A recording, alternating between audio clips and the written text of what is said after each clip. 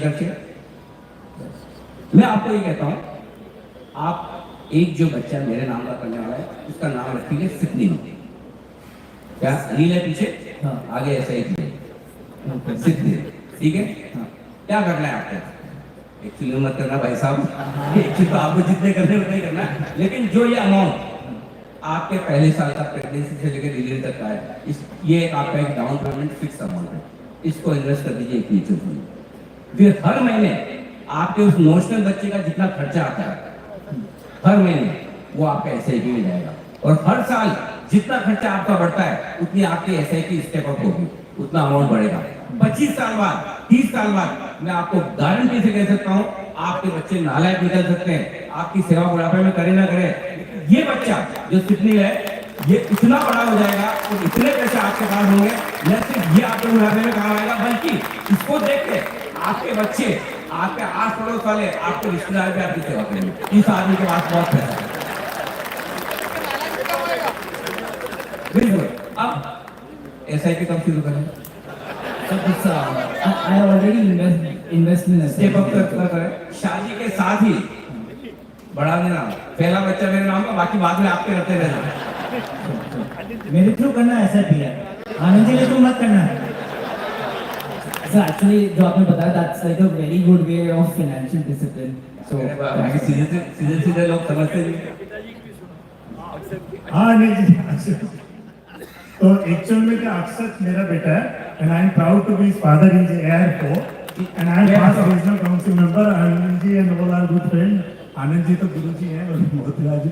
तो आप अनिल जी बोल रहे थे एसआईपी की ना, तो अक्सर मेरे को बहुत बार बोलता है, जब भी अभी जैसे थोड़े टाइम पहले इसने बोला पापा मेरे सारे फ्रेंड्स एसआईपी करते हैं, मेरे को भी करना है, और मेरे को एसआईपी से बहुत ज्यादा चिढ़ है। क्यों? क्योंकि मैं समझता हूँ मैं इतना होशियार हूँ तो एसआईपी क्यों करनी?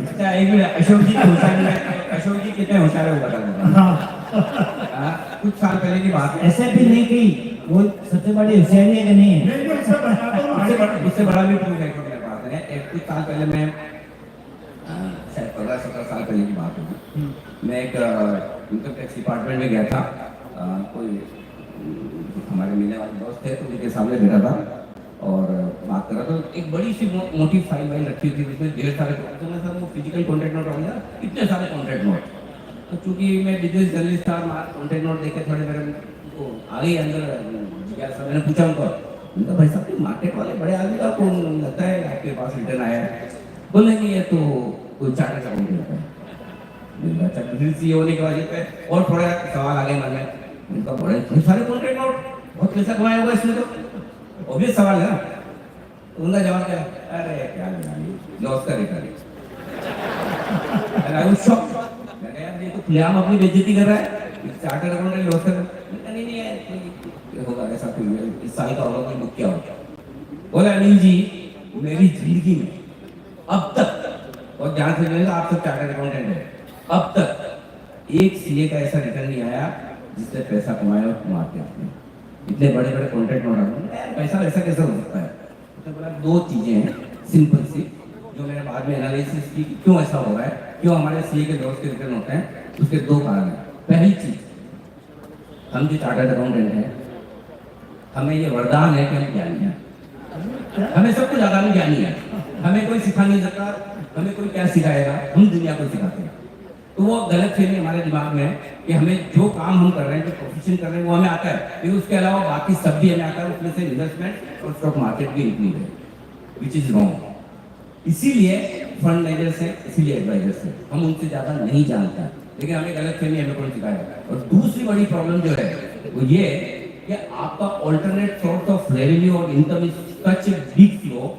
आप प्रोफेशन में हैं तो आपकी इतनी कमाई उधर से आती है, वो कमाई इधर आती है, इधर चली जाती है लॉस में। अब आपको सवाल पूछे तो कौन, न वाइफ पूछ सकती है, न बच्चे पूछ सकते हैं, और पापा दिन भर इतने बड़े बड़े बिजी हैं, इतने सौदे कर रहे हैं और नुकसान कैलकुलेशन में जीरो या माइनस है। तो दूसरी प्रॉब्लम है कि अगर आपके पास पैसे नहीं है, इनकम नहीं आ रही है, अगर आपकी सैलरी ज्यादा नहीं है तो आप कब तक नुकसान करोगे।